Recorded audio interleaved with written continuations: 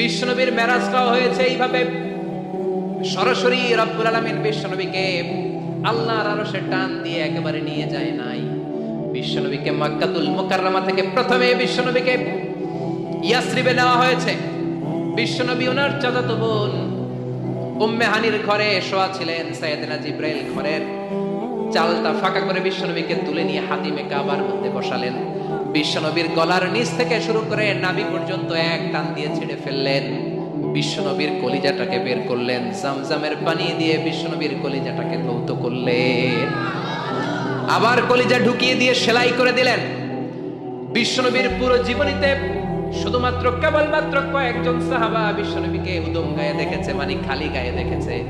যে সমস্ত সাহাবারা বিশ্বনবীকে খালি গায়ে দেখার সুযোগ পেয়েছে, তারা বলেছে আমরা বিশ্বনবীর গলা থেকে নাভি পর্যন্ত এই জায়গায় সেলাইয়ের দাগ দেখতে পেয়েছি। সাইয়েদনা জিব্রাইল গলা থেকে নাভি পর্যন্ত কেটে কলবটা বের করে জামজামের পানি দিয়ে ধুয়ে আবার সেট করে দিলেন, এরপর সেলাই করে দিলেন।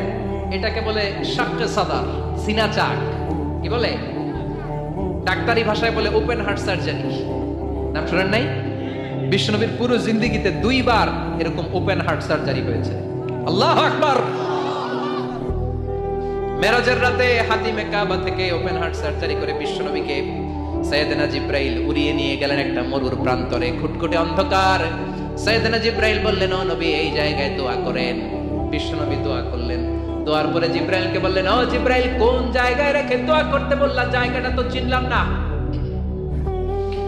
সাইয়েদনা জিব্রাইল বলে, নবী গো, কিছুদিন পরে আপনার এলাকা থেকে আপনি বিতাড়িত হবেন। আপনার এলাকা থেকে বিতাড়িত হয়ে যেই জায়গায় আপনি হিজরত করতে যাবেন, এই জায়গাটা হলো ওই জায়গা, হিজরতের জায়গা। জায়গাটার নাম হলো ইয়াসরিব। ইয়াসরিব মদিনার পূর্ব নাম হচ্ছে ইয়াসরিব। আবার সেখান থেকে বিশ্বনবীকে তুলে এক পাহাড়ের উপরে নেওয়া হলো। এগুলো মেরাজের রাতের ঘটনা। ওই পাহাড়ে নামিয়ে বলা হলো, ও নবী আপনি দোয়া করেন। তার মানে প্রথম স্টেশন মদিনা, ইয়াসরিবে। দ্বিতীয় স্টেশন পাহাড়ের উপরে। ব্রেক নিচ্ছেন। ব্রেক নিয়ে নিয়ে বড় জার্নির জন্য বিশ্বনবীকে তৈরি করছে কে? কারণ একটু পরে এমন জোরে টান দিবে, 7 আকাশ ভেদ করে আল্লাহর আরশে চলে যেতে হবে। চিল্লায় এখন ঠিক কিনা? পাহাড়ের উপরে নামিয়ে বললেন, ও নবী দোয়া করেন। বিশ্বনবী পাহাড়ের উপরে দোয়া করলেন। এবার বললেন, ও জিব্রাইল আইয়ু জাবালিন হাদা, অন্ধকার, ঘুটঘুটে অন্ধকার, কিছু দেখি না, এটা আবার কোন পাহাড়? সাইয়েদনা জিব্রাইল বললেন, ও নবী এই পাহাড়টা হলো জাবালু মুসা, আপনার ভাই মুসার পাহাড়। এটা হলো তুর পাহাড়। তুর পাহাড়ের চূড়ায় এসেছেন। সেখান থেকে আরেক ব্রেক দিয়ে বিশ্বনবীকে মসজিদুল আকসাতে নেওয়া হয়েছে। যে মসজিদুল আকসা ফিলিস্তিনের ভূখণ্ডে অবস্থিত, যে মসজিদে 1 রাকাত সালাত আদায় করলে 500 রাকাতের সওয়াব আমলনামায় ঢুকিয়ে দিবে কে? আবার এই ফিলিস্তিন বিলাদুশ শাম, এই শাম দেশ যেন কোনো জায়গা নয়। 2টা বর্ণনায় পাওয়া যায় কিয়ামতের ময়দানটা হবে আরাফাতের ময়দানে। আবার আরেকটা বর্ণনায় পাওয়া যায় কিয়ামতের ময়দানটা হবে সিরিয়া, ফিলিস্তিন, এই শামের ভূখণ্ডের ময়দানে। পড়েন সুবহানাল্লাহ। সাইয়েদনা ঈসা আলাইহিস সালাম দাজ্জালকে হত্যা করার জন্য বাংলাদেশে নামবে না। দাজ্জালকে হত্যা করার জন্য সৌদি আরবেও নামবে না, মিশরেও নামবে না, ইরাকেও নামবে না, লেবাননেও নামবে না, আলজেরিয়াতেও নামবে না, তিউনিসিয়াতেও নামবে না, মরক্কোতেও নামবে না। সাইয়েদনা ঈসা আলাইহিস সালাম দাজ্জালকে হত্যা করার জন্য ফিলিস্তিনের দামেস্কের জামে মসজিদের সবচেয়ে বড় মিনারার পাশে 2 জন ফেরেশতার পাখার উপরে ভর করে জমিনে নেমে আসবে। এই জায়গাটা অনেক গুরুত্বপূর্ণ জায়গা। আল্লাহ বলেছেন, বারাকনা হাওলা, এই পুরো এলাকাটাকে আমি বরকত দিয়ে ছেয়ে দিয়েছি। পড়েন আল্লাহু আকবার। আবার এই জায়গায় বিশাল একটা যুদ্ধ হবে। ফিলিস্তিনের একটা শহর আছে আল গৌতা। এই গৌতা শহরে মুসলমানদের কেন্দ্রবিন্দু হবে। কিয়ামতের আগ দিয়ে যা যা ঘটবে সব এই ফিলিস্তিনে ঘটবে। এই জন্য তিন আর জাইতুনের কসম কাটার মধ্য দিয়ে ফিলিস্তিনের কসম কেটেছে কে? এই ফিলিস্তিনের বাইতুল লাহাম, যেটাকে বলে বেথেলহাম, এই বেথেলহাম সিটিতে ঈসা আলাইহিস সালামের জন্ম। সুবহানাল্লাহ পড়েন। মনে থাকবে কোন শহরে? বেথেলহাম। বেথেলহাম শহরে ঈসা আলাইহিস সালামের জন্ম। তার মানে আল্লাহ ঈসা নবীর জন্মস্থানের কসম কাটলেন। এরপর আল্লাহ বললেন, ওয়াতুরে সিনিন, তুর পাহাড়ের কসম, সিনাই পর্বতের কসম। তুর পাহাড় হলো মিশরে, মিশর হলো মুসা আলাইহিস সালামের জন্মস্থান। আর ওয়াহাদাল বালাদিল আমিন, এই নিরাপদ শহরের কসম, মানে মক্কাতুল মুকাররমার কসম। মক্কা মুকাররমা কার জন্মস্থান? জোরে বলেন, আরো জোরে বলেন। বিশ্বনবীর জন্মস্থান। তিনজন বড় বড় পয়গাম্বর যে তিন দেশে এসেছে, আল্লাহ তিনটা দেশের কসম কাটলেন। তিনটা বড় বড় শরীয়তের ধারক বাহক এই তিনজন নবী, উলুল আজমি মিনার রাসূল। এজন্য আল্লাহ বললেন ওয়াত-তিনি ওয়াজ-যাইতুনি ওয়া তুরি সিনিনা ওয়া হাযাল বালাদিল আমিন। তিন আর যাইতুনের কসম, মানে ফিলিস্তিনের কসম। ওয়া তুরি সিনিন, তুর পাহাড়ের কসম, মিশরের সবচাইতে উঁচু পাহাড়, যে পাহাড়ের চূড়ার উপরে উঠে সাইয়েদনা মূসা আলাইহিস সালাম সরাসরি আল্লাহর সাথে কথা বলেছেন। ওয়া কাল্লামাল্লাহু মূসা তাকলিমা, সরাসরি, without any media, without any via, সাইয়েদনা মূসা আলাইহিস সালাম আল্লাহর সাথে কথা বলতেন। পৃথিবীতে চারটা আসমানি কিতাব সবচাইতে সেরা। এক হচ্ছে তাওরাত, দ্বিতীয়ত জাবুর, তৃতীয়ত ইনজিল, চতুর্থত কোরআন। তাওরাত আল্লাহ নাজিল করেছেন সাইয়েদনা মূসা আলাইহিস সালামের উপর, জাবুর নাজিল করেছেন দাউদ আলাইহিস সালামের উপর, ইনজিল নাজিল করেছেন ঈসা আলাইহিস সালামের উপর, আর বিশ্বনবীর উপর নাজিল করেছেন কোরআন, ঠিক কিনা? এই তাওরাতকে রব্বুল আলামিন স্বয়ং নিজ হাতে লিখে কাঠের ফলকের মধ্যে, তক্তার মধ্যে লিখে সাইয়েদনা মূসা আলাইহিস সালামকে দিয়েছেন। সুবহানাল্লাহ। এটাকে আরবিতে বলে আলওয়াহ। লাউহের প্লুরাল হচ্ছে আলওয়াহ। কাঠের তক্তার মধ্যে আল্লাহ নিজে তাওরাত লিখেছেন। কিসের মধ্যে লিখছেন? কথা বলেন, শুনতেছেন? মনোযোগ আছে? কাঠের তক্তার মধ্যে তাওরাত লিখলেন। লিখে মূসা আলাইহিস সালামকে বললেন, মূসা, ফিহি বুরহান, ফিহি হুদা, ফিহি হিদায়া। এই হচ্ছে তাওরাত কিতাব, আমি নিজ হাতে লিখে দিয়েছি। এর মধ্যে হেদায়েত আছে, এর মধ্যে বরকত আছে, এর মধ্যে বুরহান আছে, দলিল আছে। যাও, এই কাঠের তক্তার মধ্যে লেখা তাওরাত কিতাবকে নিয়ে যাও, বনি ইসরাইলের কাছে এই তাওরাত কিতাবের দাওয়াত দাও। সাইয়েদনা মূসা আলাইহিস সালাম ছিলেন অনেক শক্তিশালী নবী। উনি ভাবলেন অল্প কয়েকটা তক্তা, কাউকে ডাকার দরকার নাই, আমার ভাই হারুন রে লাগবে না, আমি যথেষ্ট। আমার ভাই হারুন রে কষ্ট করে পাহাড়ের উপরে টেনে আনার দরকার নাই, 3-4টা তক্তা আমি নিজেই নিতে পারবো, নিজেই নিতে পারবো মনে করে সাইয়েদনা মূসা আলাইহিস সালাম আল্লাহর লেখা তক্তার উপরে যে তাওরাতের ফলক, এই ফলক ধরে টান দিয়েছে উঠানোর জন্য। আল্লাহ যেহেতু কিতাব দিয়েছে নিয়ে যায়, কিন্তু কি আজীব তামাশা, তক্তা ধরে কাঁধে তুলবে তো দূরের কথা, নাড়াতেই পারে না। সুবহানাল্লাহ, আসতে বলেন, নাড়াতেই পারে না। ওনার এত শক্তি, উনি এক থাপ্পড় মেরে ফেরাউনের বাবুর্চিকে ওই জায়গার মধ্যে দুনিয়া থেকে বিদায় করেছিলেন। এক ধাক্কা মারলে 10 জন 10 হাত দূরে যেয়ে পড়তো। উনি রেগে গেলে ওনার মাথার চুলগুলো টুপি আর পাগড়ি ভেদ করে উপরের দিকে এরকম খাড়া হয়ে দাঁড়িয়ে যেত। স্বয়ং মালাকুল মাউতকে থাপ্পড় মেরে চোখ কানা করে দিয়েছিলেন। এর কারণ মালাকুল মাউত মানুষের সূরাতে আসছিল আর অনুমতি নেয় নাই। ঘরের মধ্যে ঢোকার আগে অনুমতির দরকার আছে না নাই? কি সুন্দর ইসলাম, হোয়াট এ প্রাইভেসি ইন ইসলাম। কত সুন্দর প্রাইভেসি ইসলাম আমাদেরকে শিখিয়েছে। আপনি ঘরে ঢুকবেন, অনুমতি নিয়ে ঢুকবেন। কার কথা? এক সাহাবী বললেন, নবী, আমার ঘরে 2 ঘর। কয়টা? 2টা মাত্র রুম। এক রুমে থাকি আমি, আর এক রুমে থাকে আমার আম্মা জান। যেই আম্মা জানের বুকের দুধ খেয়ে আমি 10 মাস পেটের ভেতরে ছিলাম, 2 বছর বুকের দুধ খেয়ে বড় হলাম। আমার আম্মা জান থাকে এক রুমে, আমি থাকি আর এক রুমে। ও নবী, আমার মায়ের রুমে ঢোকার আগেও কি অনুমতি নেওয়া লাগবে নাকি? বিশ্বনবী বললেন, ও সাহাবা, আতুহিব্বু আন তারাহা উরিয়ানা, do you like to see your mother naked? তুমি কি তোমার মাকে নেকেড দেখতে চাও? তুমি কি তোমার মাকে উলঙ্গ দেখতে চাও? সাহাবী বললেন, কাল্লা, কখনোই না। বিশ্বনবী বললেন, ইদান তাস্তাদিন, তোমার মাকে যদি উলঙ্গ দেখতে না চাও, তাহলে অবশ্যই অবশ্যই অবশ্যই তোমার মায়ের ঘরে ঢোকার আগে অনুমতি নিয়ে ঢুকবা। সুবহানাল্লাহ। মায়ের ঘরে ঢোকার আগে অনুমতি নিতে হবে। তাহলে ভাইয়ের ঘরে, বোনের ঘরে, ভাবির ঘরে, হ্যাঁ, ঢুকাই যাবে না। ভাবির ঘরে ঢোকা যাবে? কারো ঘরে ঢোকার আগে অনুমতি নিতে হবে। এটাকে বলে প্রাইভেসি। ইসলামী প্রাইভেসিকে গুরুত্ব দেয়।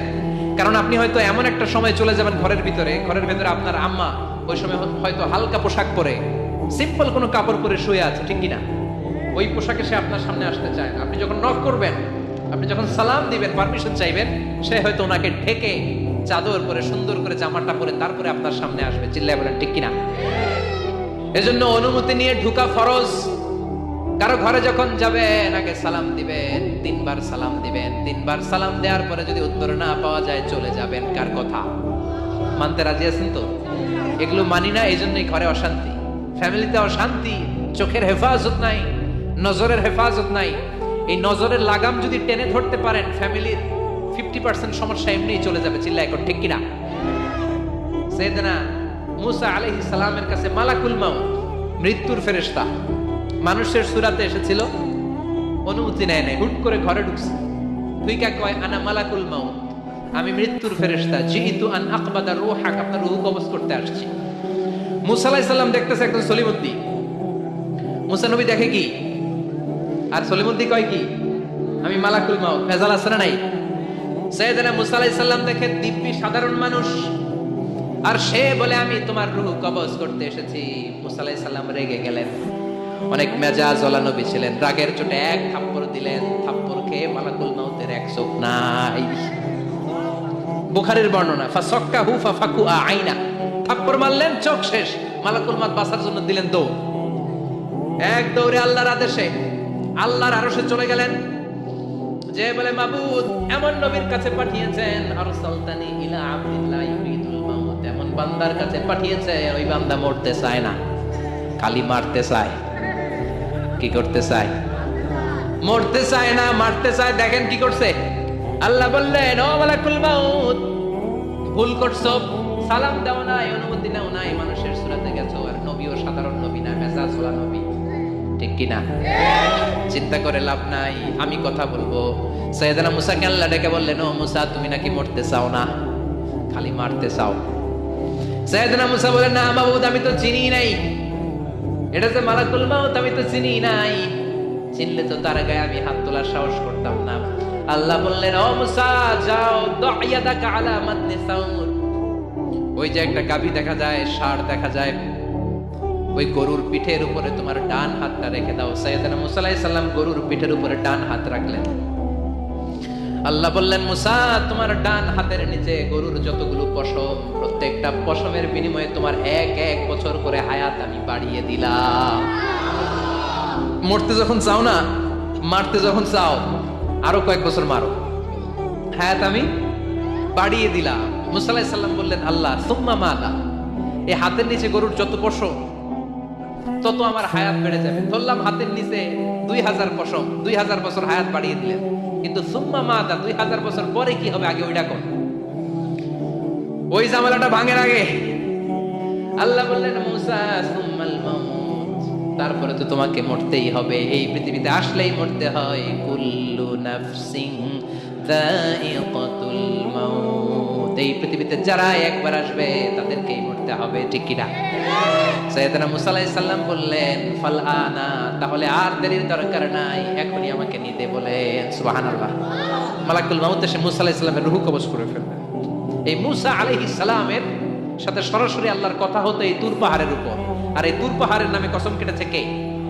ওয়া তুরি সিনিন। আল্লাহ বললেন, তিন আর জাইতুনের কসম, মানে ফিলিস্তিনের কসম। ওয়া তুরি সিনিন, তুর পাহাড়ের কসম, যেই তুর পাহাড়ের উপরে আমি তাওরাত কিতাব নাজিল করেছি। তাওরাত কিতাবটাকে কাঠের ফলকের মধ্যে লিখে বললেন, মুসা নিয়ে যাও। মুসা আলাইহিস সালাম নিতে পারে না, মনে আছে? মনে আছে আপনাদের না ভুলে গেছেন? মুসা আলাইহিস সালাম ধরলেন, নাড়াতে পারে না, আর কাঁধে তুলবে তো দূরের কথা, নাড়াতেই তো পারে না। এত শক্তিশালী নবী।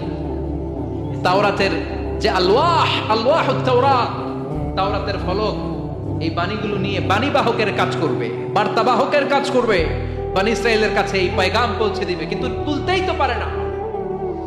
আল্লাহর ডেকে বলে, আল্লাহ পারি না। আল্লাহ বললেন, ট্রাই করো, ট্রাই এগেইন, আবার চেষ্টা করো, দেখো না পারো কিনা। হাউল। সাইয়েদনা মুসা আলাইহিস সালাম ভাবলেন, এই দিক দিয়ে পারি না, ওই দিক দিয়ে তুললে মনে হয় পারবো। এবার তক্তার ওই পাশ দিয়ে নাড়াচাড়া শুরু করছে, ওই দিক দিয়েও পারে না। এবার ভাবলেন, এক কাজ করি, মাঝখান দিয়ে দেখি নাড়াতে পারে কিনা। সাইয়েদনা মুসা আলাইহিস সালাম কাঠের তক্তাগুলোর মাঝখান দিয়ে ধরলেন, টান দিলেন, কিন্তু তক্তা নড়ে, নাড়ানোই যায় না, কাঁধে তুলবে তো দূরের কথা। সাইয়েদনা মুসা আলাইহিস সালাম অপরাধ হয়ে আল্লাহর ডেকে বললেন, ও বাবু, পারি না।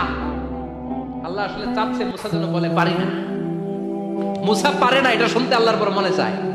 সুবহানাল্লাহ কইবেন না? কারণ সব জায়গায় উনি পারে আর মারে। আজকে সাইয়েদনা মুসা আলাইহিস সালামের কণ্ঠে আল্লাহ শুনতে চায়, আল্লাহ আমিও পারুক, আমি পারি না। সাইয়েদনা মুসা আলাইহিস সালাম বলে, আল্লাহ সাইয়েদনা জিব্রাইলকে যদি বলেন আমারে যদি একটু সাহায্য করে আমার কাঁধে তুলে দিলে আমি নিয়ে বাড়িতে যাব। সাইয়েদনা জিব্রাইলকে একটু বলেন। আল্লাহ বললেন, যাও জিব্রাইল, হেল্প আউট মুসা, মুসা আলাইহিস সালামকে সাহায্য করো।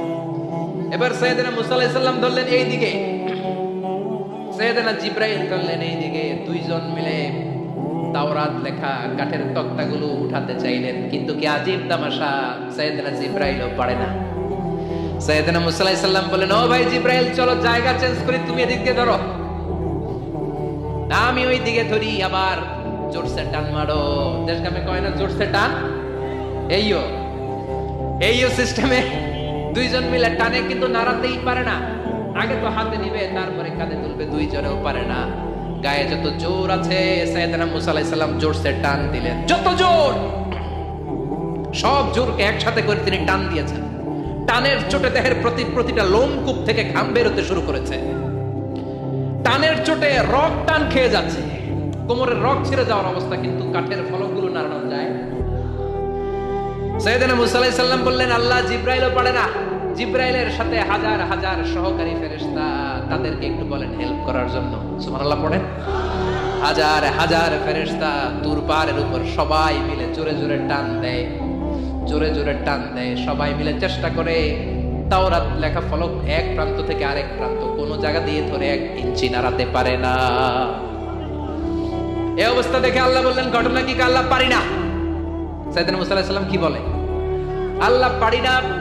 আল্লাহ বললেন, মুসা, এই ফলকগুলোর এত ওজন নয়, কাঠের এই তক্তাগুলোর এত ওজন নয়, কিন্তু এই কাঠের তক্তার মধ্যে যে বাণীগুলো লেখা হয়েছে, বাণীগুলো কার? এটা আমার বাণী, আমার কথা। এই জিনিসটা বোঝানোর জন্য আমি এটার ওজনকে ভারী করে দিয়েছি। এবার জিব্রাইলের সহকারী ফেরেশতা লাগবে না, জিব্রাইলের সহযোগিতা লাগবে না, তোমার গায়ে আমি যেই জোর দিয়েছি, টান দিয়ে দেখো সবগুলারে কাঁধে তুলে নিতে পারবা। সাইয়েদনা মুসা আলাইহিস সালাম এবার বিসমিল্লাহ বলে সবগুলো তাওরাত লেখা কাঠের তক্তাগুলো কাঁধে নিয়ে এক দৌড়ে বাড়ি। আল্লাহু আকবার। যেই পাহাড়ের উপর এই তক্তা টানাটানির ঘটনা ঘটেছে, পাহাড়টার নাম, এজন্য আল্লাহ বললেন, ওয়াত-তিনি ওয়াজ-যাইতুনি ওয়া তুরি সিনিন ওয়া হাদাল বালাদিল আমিন। তিন আর যাইতুনের কসম, তুর পাহাড়ের কসম। আবার তুর পাহাড়ের মধ্যে নূরের তাজাল্লি দিয়েছে কে? فلما تجلى ربه جعله دكا وخر موسى صعقا। সাইয়েদনা মুসা আলাইহিস সালাম বললেন, আল্লাহ তোমাকে দেখতে চাই।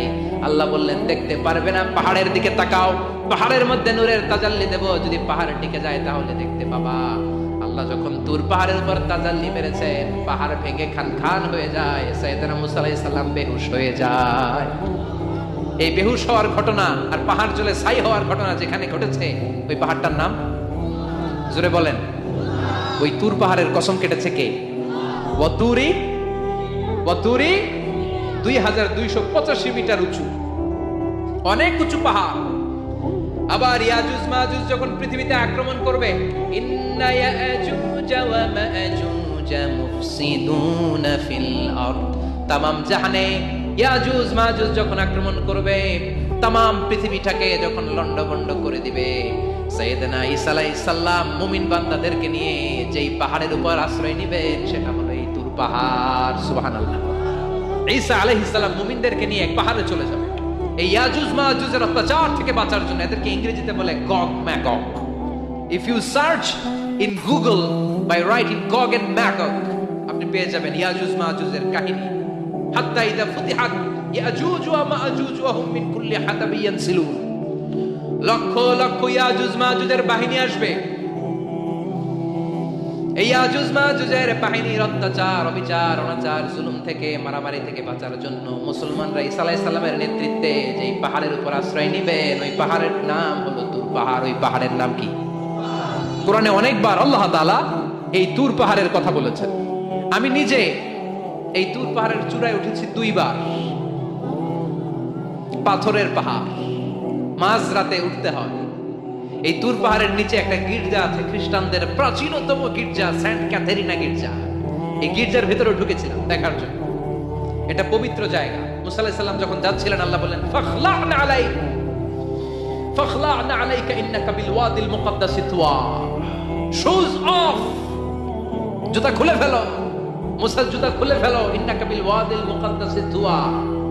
You are in a very holy valley, very sacred valley। একটা পবিত্র উপত্যকায় তুমি এসেছো। এর চাইতে উন্নত এবং পবিত্র উপত্যকা আমি মহাবিশ্বে কোথাও সৃষ্টি করি নাই। চিল্লায় পড়েন সুবহানাল্লাহ। মাঝরাতে এই তুর পাহাড়ে উঠতে হয়, ব্যাকপ্যাক নিয়ে যেতে হয়, সেখানে পানি টানি খাবার দাবার নিয়ে ওঠা লাগে। 3-4 ঘন্টা লাগে উঠতে, নামতে আবার 3-4 ঘন্টা। সকালে 10টা-11টার পরে আর তুর পাহাড়ে থাকা যায় না, কারণ আমাদের বাংলাদেশের পাহাড়গুলো মাটির পাহাড়, তুর পাহাড় হচ্ছে পাথরের পাহাড়। পাথরের পাহাড়ে যখন সূর্যের আলো লাগে, পাথরের পাহাড় গরম হয়ে যায়। আমরা মাঝরাতে উঠতে শুরু করলাম। আমরা যখন উঠতেছি দেখলাম খ্রিস্টিয়ান কমিউনিটির একটা গ্রুপ, তারাও উঠছে, ইহুদিদের একটা গ্রুপও উঠছে, কারণ এটা 3 ধর্মের লোকদের কাছে তীর্থস্থান। এই তুর পাহাড়ের চূড়ায় ছোট্ট একটা মসজিদ আছে, 7-8 জন নামাজ পড়া যায়। খ্রিস্টানদের একটা গির্জা আছে, ইহুদিদের একটা সিনাগগ আছে। ফজরের সময় উঠলাম, পুরো সিলসিলাতুল জিবাল তুর পাহাড় দেখলাম, অবাক হলাম। এই পাহাড়ে বিশ্বনবী মেরাজের রাতে নেমে দোয়া করেছেন, ঠিক কিনা? এই পাহাড়ে ঈসা আলাইহিস সালাম মুমিনদেরকে নিয়ে ইয়াজুজ মাজুজের আক্রমণ থেকে বাঁচার জন্য আশ্রয় নেবেন। এই তুর পাহাড়ের কসম কোরআনের ভেতরে কেটেছে কে? এজন্য আল্লাহ বললেন ওয়াত-তিনি ওয়াজ-যাইতুনি ওয়া তুরি সিনিন ওয়া হাযাল বালাদিল আমিন। তিন আর যাইতুনের কসম, ওই মিশরের তুর পাহাড়ের কসম, ওয়া হাযাল বালাদিল আমিন, এই নিরাপদ শহরের কসম। শহরটার নাম কি? কি নাম? এই নিরাপদ শহর দ্বারা আল্লাহ বুঝিয়েছে মক্কা না ফিলিস্তিন না, ফিলিস্তিন হচ্ছে প্রথমটা, কিন্তু হাদাল বালাদিল আমিন, এই নিরাপদ শহর দিয়ে আল্লাহ বুঝিয়েছেন মক্কা শহরকে। চিৎকার করে বলবেন কোন শহর? মক্কা শহর। এই মক্কা শহরের আগের নাম বাক্কা। মক্কার আগের নাম কি? জোরে বলেন, আরো জোরে। ইন্না আউওয়ালা বাইতিন উদিআ লিন-নাসি লাল্লাযী বিবাক্কাতা মুবারাকা হুদাল লিল আলামিন। নিশ্চয়ই পৃথিবীর সর্বপ্রথম ঘর যেই শহরের মধ্যে আমি আল্লাহ স্থাপন করলাম, শহরটার নাম হলো বাক্কা শহর। কি শহর? এই বাক্কা পরে চেঞ্জ হয়ে হয়েছে মক্কা। আল্লাহু আকবার। তার মানে আজকে জানলেন মক্কা শহরের আগের নাম হলো বাক্কা। আগের নাম কি? মক্কা শহরে অনেক হোটেল আছে, ওই হোটেলের নাম ফুন্দুক বাক্কা। দেখছেন? ফুন্দুক বাক্কা মানে বাক্কা হোটেল। এই বাক্কা হচ্ছে মক্কার আগের নাম, মনে থাকবে? আল্লাহ বললেন হাদাল বালাদিল আমিন, এই নিরাপদ শহরের কসম, এই শহরের চেয়ে নিরাপদ শহর পৃথিবীর মধ্যে। ইউসাউইরুকুম ফিল আরহামি কাইফা ইয়াশা লা ইলাহা ইল্লা হুয়াল আজিজুল হাকীম। তিনি হলেন এমন সত্তা যিনি মায়ের পেটে থাকা অবস্থায় তোমাদের চেহারার ডিজাইন করে দিয়েছে। চিল্লায়া বলেন সুবহানাল্লাহ। তাহলে 4টা কসম কেটে আল্লাহ যে দামি কথাটা বললেন, লাকাদ খালাকনাল ইনসানা ফি আহসানি তাকওয়িম, সুন্দর আকৃতিতে তৈরি করেছি। এজন্য সুন্দর চেহারাটা নিয়ে যখন আয়নার সামনে দাঁড়াবেন, তখন আপনি আয়নার দোয়া পড়বেন আল্লাহুম্মা হাসানতা খালকি ফাহসিন খুলুকি। বিশ্বনবীর চেহারা সুন্দর বেশি না কম? জোরে বলেন। চাঁদের চেয়ে সুন্দর তুমি নবী আমার কামলিওয়ালা, চাঁদের চেয়ে সুন্দর তুমি নবী আমার কামলিওয়ালা। দু জাহানের বাদশা তুমি প্যারা নবী সাল্লে আলা, দু জাহানের বাদশা তুমি প্যারা নবী সাল্লে আলা। চাঁদের চেয়ে সুন্দর তুমি নবী আমার কামলিওয়ালা। সুবহানাল্লাহ। বিশ্বনবীর চেহারাটা বড় সুন্দর ছিল। এত সুন্দর চেহারার মানুষ পৃথিবীতে দ্বিতীয়টা নাই। ওই চেহারা নিয়ে বিশ্বনবী আয়নার সামনে যখন দাঁড়াতেন, উনি বলতেন আল্লাহুম্মা হাসানতা খালকি ফাহসিন খুলুকি। এর মানে হলো আল্লাহ আমার চেহারাটা আপনি যেমন সুন্দর করেছেন, আমার চরিত্রটাও সুন্দর করে দিয়ে। This is the attitude. এটাকে বলা হয় attitude. What a marvellous amazing attitude he belongs. বিশ্বনবীর কি সুন্দর অ্যাটিটিউড ছিল। সুন্দর চেহারা নিয়ে আয়নার সামনে দাঁড়িয়ে তিনি বলতেন, আল্লাহ আমার চেহারাটা যেমন সুন্দর করেছো, আমার চরিত্রটাকেও সুন্দর করে দাও। আমার বাহিরটা যেমন সুন্দর, আল্লাহ আমার ভেতরটারেও সুন্দর করে দিও। পড়েন আমিন। এই আয়নার দোয়া পারেন তো? আয়নার সামনে দাঁড়ায় এই দোয়া পারেন তো? নাকি বলেন আয়না বসাইয়া দিও কলবের ভিতর? এগুলো বলবেন? পড়েন আল্লাহুম্মা হাসানতা খালকি ফাআহসিন খুলুকি। আল্লাহুম্মা হাসানতা খালকি ফাআহসিন খুলুকি। হে আল্লাহ, সবাই বলেন হে আল্লাহ, তুমি আমার চেহারাটা সুন্দর করেছো, তুমি আমার চরিত্রটাও সুন্দর করে দিও, আমিন। আর জোরে পড়েন আমিন। এই জন্য নিজে যখন আয়নার সামনে দাঁড়াবেন এটা বলবেন, আপনার স্ত্রী যখন আয়নার সামনে দাঁড়ায় তখন এইটা বলবেন, আপনার বাচ্চা যখন আয়নার সামনে দাঁড়ায় তখন এই দোয়া পড়বেন। রাজি আছেন তো? আয়নার সামনে দাঁড়িয়ে আমরা বলবো হাসানতা খালকি, আল্লাহ তুমি আমার চেহারাটা সুন্দর করেছো। আমরা সবাই সুন্দর, আমরা সবাই সুন্দর। যার কালার কালো, কালো চামড়ার লোক, তার মধ্যে একটা সৌন্দর্য আছে না নাই? আল্লাহ বললেন এই কালো আর ধলো এগুলো তো বাইরে, ওয়াখতিলাফু আলওয়ানিকুম ওয়া আলসিনাতিকুম, তোমাদের গায়ের রঙের ভিন্নতা, ভাষার ভিন্নতা, এগুলো আল্লাহর মিরাকেল। একজন সাদা, একজন কালো, একজন ধূসর বর্ণের, এক একজনের চেহারার সাথে আরেকজনের চেহারার মিল নাই। সুবহানাল্লাহ, এটাই সৌন্দর্য। এজন্য আল্লাহ বললেন লাকাদ খালাকনাল ইনসানা ফি আহসানি তাকবীম, আমি গোটা মানব জাতিকে চমৎকার একটা স্টাইল দিয়ে তৈরি করেছি। এই স্টাইলের সাথে পৃথিবীর কোনো প্রাণীর কোনো মিল থাকে না। সুবহানাল্লাহ, কি অসাধারণ আমাদের কাঠামো। আপনি যদি হিউম্যান ব্রেইন নিয়ে চিন্তা করেন, আমাদের ব্রেইনের ক্যাপাসিটি কিন্তু অনেক বেশি। এই পৃথিবীতে সবচেয়ে পাওয়ারফুল যে কম্পিউটার আবিষ্কার করা হয়েছে এটার নাম Cray one super computer. United States of আমেরিকাতে যারা মিলিটারি বেসে জব করে তাদের ম্যাথমেটিক্যাল ইকুয়েশন ড্র করার জন্য, সলিউশন করার জন্য এই ক্রে-1 সুপার কম্পিউটার তারা ইউজ করে। বিজ্ঞানীরা হিউম্যান ব্রেইনের ক্যাপাসিটির সাথে ওই ক্রে-1 সুপার কম্পিউটারের তুলনা করেছে।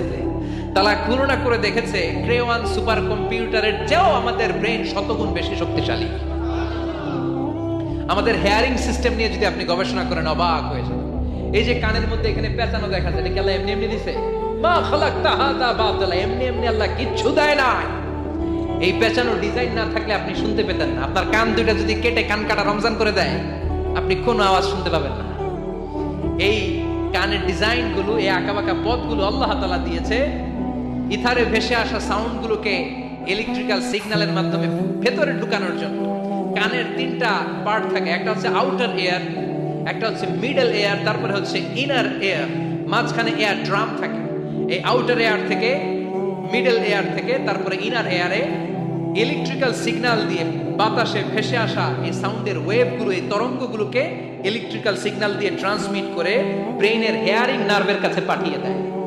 এই সূক্ষ্ম কাজগুলো হতে আসলে অনেক সময় লাগে, কিন্তু 1 সেকেন্ডের মধ্যে আমি বলছি আর আপনারা সেকেন্ডে শুনছেন। চিল্লা এখন সুবহানাল্লাহ। আবার কান যেখানে রাখা দরকার আল্লাহ ওইখানে রাখলেন, চোখ দুইটা যেখানে দেয়া দরকার ওইখানে দিলেন, নাক যেখানে দেয়া দরকার ওইখানে, মুখ যেখানে দেয়া দরকার। এর চেয়ে সুন্দর করে কি আর তৈরি করা যেত?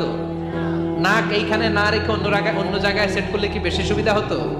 নাক যদি পেছনে থাকতো, খাওয়ার সময় খাবারটা বাসি না ভালো এটা ঘ্রাণ নেওয়ার জন্য সব সময় খাবার পেছনে নিয়ে ধরা লাগতো, ঠিক কিনা? তার মানে নাক এই জায়গায় রাখাতে সুবিধা হয়েছে না? সুবহানাল্লাহ কইবেন না? কি সুন্দর মুখটা দিলেন, হ্যাঁ, কি সুন্দর চোখ দিলেন। এই কান দিয়ে আমরা শুনি, দেখেন কানের সেটিংটা কত সুন্দর। ধরেন ফর এন এক্সাম্পল, উদাহরণস্বরূপ এই কানটা আল্লাহ এইখানে না রেখে এই কান যদি আপনার এই বাম বগলের ভিতরে দিত, আর এই কান যদি আপনার এই বগলের নিচে দিত, তাহলে আজকে মিজানুর রহমান আজহারির ওয়াজ শোনার জন্য সবার এইভাবে বসে থাকা লাগতো 1.5 ঘন্টা। কারণ এইভাবে এখন যেভাবে আছেন এইভাবে বসে থাকলে তো কান চাপা পড়ে যেত, কথা একটাও শোনা যেত না। সুবহানাল্লাহ কইবেন না? চোখের সেটিংটা কত সুন্দর। চোখ এইখানে না রেখে যদি মাত্র 2 ইঞ্চি উপরে এখানে দিত, সেজদা দিতে পারতেন। শীতকালে যে ফুটবল খেলেন, হেড দিতে পারতেন। হেড দিতে গেলে বল চোখের মধ্যে লাগা, চোখ শেষ। সুবহানাল্লাহ পড়েন। কি অসাধারণ অবকাঠামো। এই হিউম্যান অ্যানাটমি নিয়ে গবেষণা করলে মানুষ অবাক হয়ে যায়। দেহের ভেতরে কি সমস্ত যন্ত্রপাতি দিলেন, কিডনি দিলেন, গল ব্লাডার দিলেন, হার্ট দিলেন, লাং দিলেন। যেখানে যে অঙ্গটা রেখে দেওয়া দরকার ঠিক সেইভাবে মায়ের পেটে থাকতেই আমাদের ডিজাইন দিয়েছে কে? এতগুলো ডিজাইনের মালিক কে? 600 কোটি মানুষ যদি পৃথিবীতে থেকে থাকে তাহলে 600 কোটি ডিজাইন লাগছে না ওনার? আরো কয়শো কোটি আসবে আমরা জানি? কয়শো কোটি ডিজাইন চলে গেছে জানি? একটা ডিজাইনের সাথে আরেকটা ডিজাইনের মিল আছে? চিৎকার করে বলেন এই কারিগরটা কে? এজন্য আল্লাহ বলেন চারটা জিনিসের কসম কেটে তোমাদেরকে আমি যেটা বলবো শোনো, লাকাদ খালাকনাল ইনসানা ফি আহসানি তাকওয়িম। আমি মানুষের আকৃতিটা, মানুষের চেহারাটা বড্ড সুন্দর করে তৈরি করেছি। এত সুন্দর করে আল্লাহ তৈরি করেছেন, এর কোনো বাতিল নাই, কোনো বিকল্প নাই। চোখ যেমন হওয়া দরকার ঠিক তেমন। এই চোখ নিয়ে কত গবেষণা হয়েছে শুনলে অবাক হয়ে যাবে। মাত্র 2 মিলিমিটার ডাইমেনশনের ছোট্ট আমাদের এই চোখ। এই চোখ দিয়ে আমরা অনেক কিছু দেখি। কাছের জিনিস যেমনি দেখি, দূরের জিনিসও দেখি। দূরের চাঁদ দেখি, দূরের সূর্য দেখি, দূরের মেঘমালা দেখি, ওই বিমানটাকে দেখি, আবার কাছের ছোট্ট মানুষটাকেও দেখি, ঠিক কিনা? এটার ভেতরে আল্লাহ অনেক পাওয়ারফুল মেগাপিক্সেল দিয়েছেন। এই পৃথিবীতে সবচেয়ে পাওয়ারফুল যে ক্যামেরাগুলো আবিষ্কার হয়েছে মুভি শুট করার জন্য, সেখানে যে মেগাপিক্সেল আল্লাহ দিয়েছেন, চোখের ভেতরে এর কয়েক গুণ বেশি দিয়েছেন। চিল্লায় বলেন আল্লাহু আকবার। এই চোখ দিয়ে মেডিকেল সায়েন্স বলছে human ice can identify more than 10 million colours. 1 মিলিয়নে 10 লক্ষ, 10 মিলিয়নে কত? 1 কোটি। তার মানে এই চোখ দিয়ে আমরা আমাদের এক একটা চোখ দিয়ে 1 কোটি ধরনের রং শনাক্ত করতে পারি। এক লাল রঙের মধ্যে কত লাল, লাইট রেড, ডিপ রেড, কত ধরনের মিক্স করে কত কালার হয়, সবকিছু চোখ দিয়ে আমরা ধরতে পারি। চিল্লায় বলেন আল্লাহু আকবার।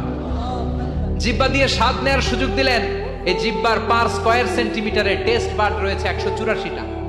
সেই হিসাবে আপনার জিহ্বার উপরিভাগ দিয়ে আপনি 10,000-এরও বেশি ধরনের খাদ্যের স্বাদ আস্বাদন করতে পারেন। চিৎকার করে পড়েন আল্লাহু আকবার। এক একটা অঙ্গ নিয়ে যদি আপনি গবেষণা করেন, কত কাজ করার সুযোগ আল্লাহ তাআলা দিয়ে দিলেন। 206টা নাকি হাড্ডির পিস রেখেছে আল্লাহ এক একটা দেহের ভিতরে। 206টা না, 206টা হাড় আছে। আমাদের প্রত্যেকের দেহের ভিতরে কয় পিস হাড্ডি? কথা কয় না? 206টা। সবচেয়ে ছোট হাড়টা আছে কানের ভেতরে। সুবহানাল্লাহ পড়েন। সবচেয়ে ছোট হাড়। এক একটা অঙ্গ কত সুন্দর এরকম বেন্ড করা যায়, হাত পা নাড়ানো যায়, এইখানে একটা টুইস্ট করা যায়, এইখানে টুইস্ট করা যায়, আবার কবজি টুইস্ট করা যায়, আবার এইখানে এক একটা আঙ্গুলে কতগুলো টুইস্ট করা যায়। সুবহানাল্লাহ কইবেন না? কত কাজ এ হাতের। এই হাত দিয়ে ঘুষি মারা যায়, হ্যাঁ, হাত দিয়ে আটার খামির বানানো যায়, হাত দিয়ে ভারী জিনিস উত্তোলন করা যায়। আবার এই হাত দিয়ে দেখেন ক্রিকেটাররা কি সুন্দর বল করে। এটা দিয়ে স্পিন বল করে, লেগ স্পিন করে, অফ স্পিন করে, পেস বল করে। এক হাতের মধ্যে কত কাজ সাজি। সুবহানাল্লাহ করে না? আবার বাঁ হাতে স্পিন করে না, বল এদিকে পড়ে ওদিকে চলে যায়, আছে না নাই? আবার এই আঙ্গুল দিয়ে কত কাজ। বাজার থেকে বাজার করে যখন বাজারের ব্যাগ যখন নিয়ে আসেন, হাতে ধরেন নাকি আঙ্গুলে ধরেন, কত কাজ। এই আঙ্গুল দিয়ে মোবাইল টিপে আমরা মোবাইল ইউজ করি, আঙ্গুল দিয়ে ল্যাপটপে আমরা টাইপ করি। ডাক্তাররা এই আঙ্গুল দিয়ে সুই ইউজ করে সূক্ষ্ম সূক্ষ্ম সার্জারির কাজগুলো করে। অবাক হয়ে যাবেন এই আঙ্গুলের কত কাজ। এই আঙ্গুল দিয়ে আবার এখন ক্রিকেটেও এরকম 2 আঙ্গুল তুললে ছক্কা, আছে না নাই? আবার 1 আঙ্গুল তুললে আউট, আবার এটা তুললে ভিক্টরি, বিজয় চিহ্ন। দেখবেন যত নেতা খেতা করে পুলিশে ধরে এটা দেখায়, আছে না নাই? এইভাবে কত ধরনের নমুনা আমরা ইউজ করি, কত ভাবে হাতগুলোকে ইউজ করি, কত ভাবে পা গুলোকে ইউজ করি। দেহের এই সৌন্দর্য আমাদের দান করেছে কে? লাকাদ খালাকনাল ইনসানা ফি আহসানি তাকওয়িম। আমি মানুষকে সবচাইতে সুন্দর আকৃতিতে তৈরি করেছি। সুবহানাল্লাহ পড়েন, চিল্লায় পড়েন আল্লাহু আকবার। আল্লাহ বললেন মানুষ সবচাইতে সেরা, মানুষ হলেন সবচাইতে সেরা। মানুষ যখন সেরা হয়, মানুষের চাইতে সেরা কেউ হয় না। আবার মানুষ যদি নিকৃষ্ট হয়ে যায়, মানুষের চাইতে নিকৃষ্ট কেউ হতে পারে না, ঠিক কিনা? আল্লাহ বললেন মানুষের আকৃতি আমি বড্ড চমৎকার করে বানালাম। সবচেয়ে সুন্দর আকৃতি মানুষের। সবচেয়ে সুন্দর আকৃতি কার? জোরে বলেন। সবচেয়ে বেশি মর্যাদা কার? আশরাফুল মাখলুকাত কে? আশরাফুল মাখলুকাত কে? চিল্লায়া বলেন। নাকি হাতি? রয়্যাল বেঙ্গল টাইগার শক্তিশালী না? এটা তো মানুষ খায় ফেলে, তো এটাই না আশরাফুল মাখলুকাত হওয়া দরকার? হাতি সবচেয়ে শক্তিশালী না? তো এটাই না আশরাফুল মাখলুকাত হওয়া দরকার? এগুলো কোনোটাই আশরাফুল মাখলুকাত না। আশরাফুল মাখলুকাত হচ্ছে মানুষ। আশরাফুল মাখলুকাত কি? চিল্লায় বলেন আশরাফুল মাখলুকাত কে? এজন্য আল্লাহ বললেন লাকাদ খালাকনাল ইনসানা ফি আহসানি তাকওয়িম। আমি মানুষকে চমৎকার আকৃতি দিয়ে তৈরি করেছি। সুম্মা সুম্মা রাদাদনাহু আসফালা সাফিলিন। আবার মানুষকে আমি একেবারে নিম্নগামী করেছি। উপরে যেমনি নিয়েছি আবার মানুষকে নিম্নগামীও করেছি। তার মানে মানুষ যদি সম্মানিত হয়, মানুষের চেয়ে বেশি সম্মানিত কেউ হতে পারে? মানুষ যদি সম্মানিত হয়, মানুষের চেয়ে সম্মানিত হওয়ার সুযোগ কারো আছে? দলিল কি? দলিল হচ্ছে বিশ্বনবী যখন মেরাজে যাচ্ছিলেন, একটা সার্টেন লেভেল, যে একটা নির্দিষ্ট জায়গায়, যে সাইয়েদনা জিব্রাইল বললেন, ইয়া রাসূলুল্লাহ, আমি আর উপরে যেতে পারবো না, আমার খেলা এই জায়গায় শেষ, নবী আপনার খেলা এখন শুরু। সুবহানাল্লাহ। ও নবী, এই জায়গার নাম সিদরাতুল মুনতাহা, এটা সীমান্ত বৃক্ষ, এটা হচ্ছে বর্ডার এরিয়া। কি এরিয়া? এটা হলো বর্ডার এরিয়া, এখানে আমার খেলা শেষ। আজীবন আমি এই জায়গায় এসে কান পেতে আল্লাহর অর্ডার শুনেছি, আর ওই অর্ডার তামিল করার জন্য দুনিয়াতে নেমেছি। আমি জিব্রাইলের উপরে যদি 1 ইঞ্চি উপরে ওঠার চেষ্টা করি, আমার শত শত পাখাগুলোকে জ্বালিয়ে ছাই করে দিবে কে? সাইয়েদনা জিব্রাইলের উপরে যেতে পারে নাই। যেখানে সাইয়েদনা জিব্রাইলের খেলা শেষ, ওইখানে বিশ্বনবীর খেলা শুরু হয়েছিল। সুবহানাল্লাহ। তার মানে মানুষ যখন উপরে ওঠে, এত উপরে উঠে যায়, ফেরেশতাদেরকেও হার মানিয়ে ফেরেশতাদের উপরে চলে যায়। আবার মানুষ যখন নিচে নামতে শুরু করে, শয়তানকেও হার মানিয়ে নিচে চলে যায়। ঠিক কি না? তার মানে হাইয়ার হলে সব দিক দিয়ে হাইয়ার, হাইয়েস্ট তো অল ক্রাইটেরিয়াতে সে হাইয়েস্ট, লোয়েস্ট তো অল ক্রাইটেরিয়াতে সে লোয়েস্ট। মানুষ ভালো হলে এর চেয়ে ভালো আর হয় না, মানুষ খারাপ হলে তার চাইতে খারাপ আর হয় না। এজন্য আল্লাহ বললেন, সুম্মা রাদাদনাহু আসফালা সাফিলিন। মানুষকে যেমনি আমি সুন্দর আকৃতি দিয়ে তৈরি করেছি, আবার ওই মানুষকে আমি আল্লাহ নিম্নগামী করেছি। যেটা উপরে ওঠে ওইটা আবার নিচেও নামা লাগে। ঠিক কিনা? কোন কোন তাফসীরে মুফাসসিরিনে ইকরাম বলেছেন, আসফালা সাফিলিন দিয়ে বার্ধক্যকে বোঝানো হয়েছে। যৌবনে মানুষের চেহারা সৌন্দর্য বেড়ে যায়। যৌবন যখন ঠিকরে পড়ে, একজন তাগড়া যুবক, তার চেহারার মধ্যে যে সৌন্দর্য, ওই ছেলেটাই যখন বুড়ো হয়ে যায়, তার চেহারার দিকে কেউ তাকাতে চায় না। রং ধরা যৌবন জং ধরে নাই, জং ধরে শেষ। ঠিক কিনা? আবার কোন কোন মুফাসসির বলেছে, না, এটা নৈতিক অধঃপতন। সুম্মা রাদাদনাহু আসফালা সাফিলিন। মানুষ যখন নিম্নগামী হয়, সবচেয়ে খারাপ হয়ে যায়। এই মানুষের মধ্যে যখন নেফাকি দেখা দেয়, মানুষ যখন মুনাফিক হয়ে যায়, সবচেয়ে খারাপ হয়ে যায়।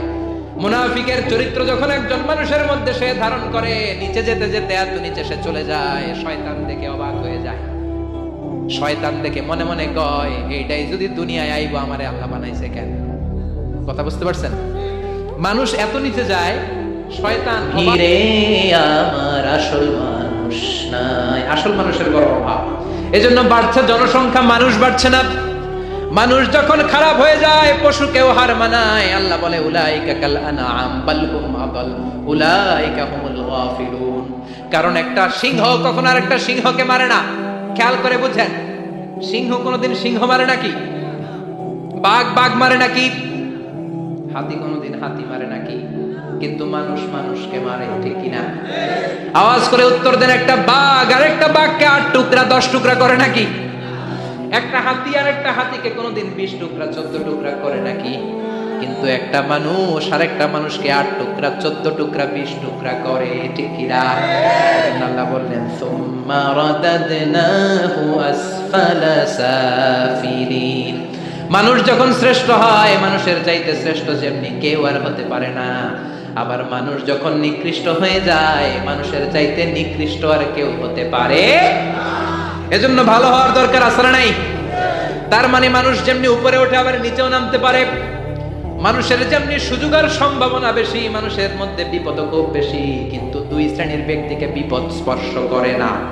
কয় শ্রেণী? আরো জোরে বলেন।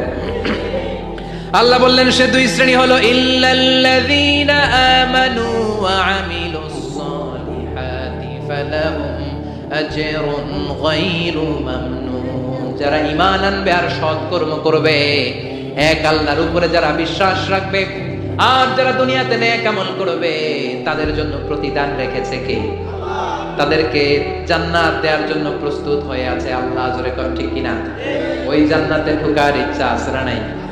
জান্নাতে যেতে চান তো আপনারা? যেতে চান না কারা কারা? হাত তোলেন তো। জান্নাতে যেতে রাজি আছেন? রাজি আছেন সবাই? আল্লাহ এই দুনিয়াতে তুমি যেমনি আমাদেরকে একত্রিত করলা, জান্নাতের ময়দানেও তুমি আমাদেরকে একত্রিত করে দিও, পড়ে না আমিন। জান্নাতেও যেন আমরা এভাবে বসে বসে তাফসীরুল কোরআনের ময়দানে থাকতে পারি, তুমি তৌফিক দাও, চিল্লায় পড়ে না আমিন। এজন্য আল্লাহ বললেন বিপদ মুক্ত হতে চাইলে দুইটা কাজ করতে হবে। এক হলো ইল্লাল্লাযীনা আমানু, ঈমান আনতে হবে কার উপরে? জোরে বলেন কার উপরে? ঈমানের পথে অবিচল থেকে আমার মরণ যেন হয়, তোমারই কাছে মিনতি আমার, তোমারই কাছে মিনতি আমার, মহামহিম দয়াময়,